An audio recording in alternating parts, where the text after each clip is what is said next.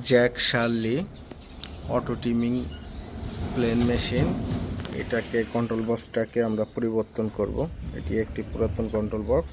এটা পুরাতন কন্ট্রোল বক্সটাকে পরিবর্তন করে আমরা এসএমসি কন্ট্রোল বক্স এখানে ব্যবহার করব।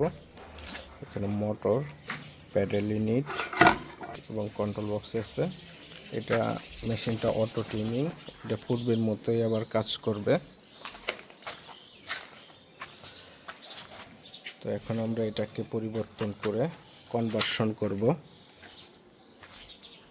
কন্ট্রোল বক্সটি ড্যামেজ হয়ে গেছে এবং মোটরটা।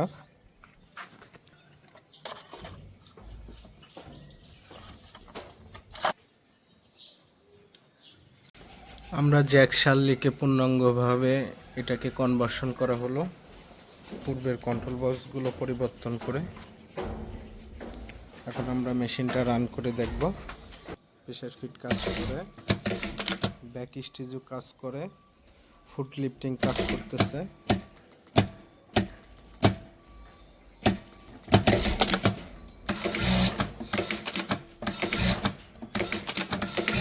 জ্যাক শার্লিটাকে কনভার্সন করা হলো পূর্ণাঙ্গভাবে। আগে ওল্ড কন্ট্রোল বক্স ছিল, এখানে নতুন কন্ট্রোল বক্স লাগিয়ে auto টিমিং, back stitch, হুইপার নিপার A to Z সব কিছুই কাজ করে এখন বর্তমানে।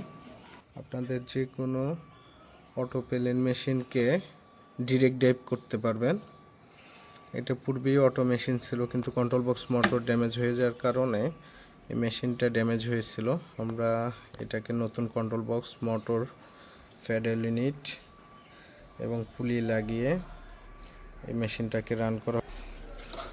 আমাদের পূর্বে কন্ট্রোল বক্স ছিল এই কন্ট্রোল বক্সটা। এই কন্ট্রোল বক্সটাকে পরিবর্তন করে আমরা এই নতুন একটি কন্ট্রোল বক্স লাগিয়ে দিচ্ছি এসএমসি কোম্পানির। এখন আমরা পূর্ণাঙ্গভাবে এটা রান করে দেখব চলে কিনা। সব কিছু কাজ করতেছে।